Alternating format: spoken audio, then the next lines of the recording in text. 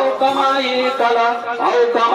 الصلاة والسلام بسم الله الرحمن الرحيم طلب العلم فريضة كل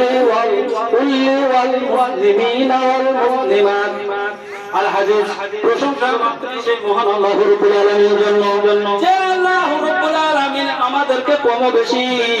18000 মুখলকাতের মধ্যে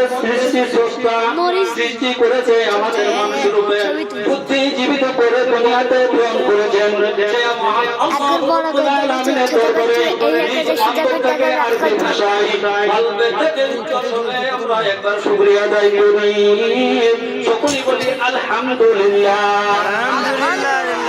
তারপরে আকাইদানে Medina তাজদারে Medina Ahmad Mustafa মহান মুক্তদাকে সৃষ্টি না করলে তবে কোন কায়নাত সৃষ্টি করতেন না সেই মুহাম্মদ রাসূলুল্লাহ সাল্লাল্লাহু আলাইহি ওয়াসাল্লামের উপর দুঃখ শান্তি তো ধারা বর্ষিত হোক তার শুকরিয়াতে নিজের অন্তর থেকে আল্লাহ রাব্বুল আলামিনের দরবারে আরবি ভাষায় উচ্চ স্বরে বলি আল্লাহুম্মা আমিন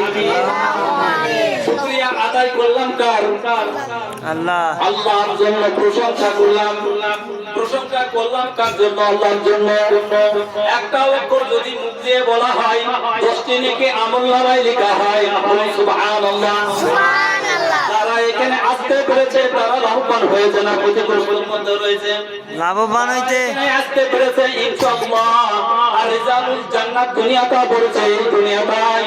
যেখানে আল্লাহ রাসূলের কথা হয় সেখানে রিজালুল জান্নাত সেখানে একটি জান্নাতের টুকরা বলছে সুবহানাল্লাহ এই জান্নাতের ভিতরে কে নামাজ পড়েছে তাকে আসতে বারণ করা হয়েছে কে নামাজ পড়েনি তাকে বারণ করা হয়নি সকলেই মিলে আমরা এই জান্নাতে একত্রিত হতে পারি সুবহানাল্লাহ সুবহানাল্লাহ যদি এই জান্নাতে যদি সবাই আসতে পারি আর সবাই যদি ঈমান নিয়ে মরতে পারি কেন আমরা জান্নাত পাবো না তোমাকে বললাম না আশিকের ওসর যারা হবে নিশিরাতের আল্লাহর ঘরে তাদের দেখা পাবে আমরা রাসূলের যে রশিদ দেওয়ানা সেইগুলোই আমাদের কাছে নেই আল্লাহর ইজ্জত আল্লাহ নবী সাল্লাল্লাহু আলাইহি ওয়াসাল্লামকে বলেছে আমি পৃথিবীর বুকে যতগুলো আমি যতগুলো হায়াওয়ান রয়েছে জীব জন্তু রয়েছে তাদের আমি 100 ভাগের মধ্যে 1 ভাগ দিয়েছি ওমা ওয়াতিতু ইলমি ইল্লা কলিলা কত বলা আছে বনি ইসরাঈলের মধ্যে বর্ণনা করেছেন আল্লাহর রাব্বুল ইজ্জত আল্লাহর রাব্বুল ইজ্জত 117 আয়াতের মধ্যে বর্ণনা করেছেন ওমাওতিতু ইলমি ইল্লা কলিলা তোমাদের সামান্য পরিত্রাণ করেছি সামান্য একটু জ্ঞান দিয়েছি সামান্য একটু জ্ঞান দিয়েছি আর এই বক্তৃতা করলে পরে এরকম ভাবে না এই 10টা হাফেজ 10টা মৌলবী যদি সামনে থাকে নুক্তাবার হতে ভালো লাগে কথা বলতে ভালো লাগে হাদিসের কোরআন কথা বলতে ভালো লাগে এত সুন্দর লাগে মজাটা কল্পনা করা যায় না এই যে আমাদের সামান্য পরিমাণ যে জ্ঞান পরিমাণ দিয়েছে আমরা যে মানে আপনার কি বলবো গরুর গাড়ি থেকে রকেট গাড়ি পর্যন্ত আমরা বানিয়ে ফেলেছি এবং দুনিয়া থেকে 7 দেশে আমরা চলে যাচ্ছি এই সামান্য তমন জ্ঞানের জন্য আল্লাহ নবী সাল্লাল্লাহু আলাইহি সাল্লাম এরকম ভাবে কিছু সাহাবীদেরকে নিয়ে কথা বলতেন আল্লাহ নবী সাল্লাল্লাহু আলাইহি সাল্লাম বলছেন ও সাহাবীরা শুনো কম ভাবে জ্ঞান রয়েছে বলো বলছে হুজুর আপনার একটা সাহাবী একটা গাছের ছানা একটা গাছের বাসা ছিল ওই বাসার মধ্যে ছিল একটি ছানা একটি বাচ্চা ওই ছানাটা নিয়ে যখন চলে আসছে তার মা তার কি করেছে মরণের মৃত্যুর ভয় না করে আর মাথায় এসে খবর দিচ্ছে কেমন করে তার বাচ্চাটাকে আমি উদ্ধার করব তার কেটে নিয়েছে তার এত মায়া তার বাচ্চার উপর এই কথা যখন বলেছেন আল্লাহ নবী সাল্লাল্লাহু আলাইহি সাল্লাম বলেছেন মায়া তো কেমন দেখেছো মায়া ওই মায়ের কানে যে বাচ্চাটাকে কাড়ি নেওয়ার জন্য মৃত্যুর ভয় করে নাই ওই মানুষের মাথার উপরে সে ঠোকর মারছে আমার আল্লাহ তার চাইতে 99 ভাগ মায়া পৃথিবীর সকলের প্রকট রয়েছে বলে সুবহানাল্লাহ মায়ার অবতার কি দেখেছেন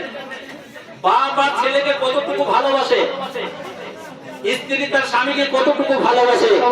আল্লাহ রাব্বুল আলামিন কোরআন শরীফে বনী ইসরাঈলের মধ্যে বর্ণনা করেছেন আমা উতিতুল ইলমা ইল্লা কলিলা যে আজকে আমি সামান্য কিঞ্চিত পরিমাণ জ্ঞান দিয়েছি মানুষকে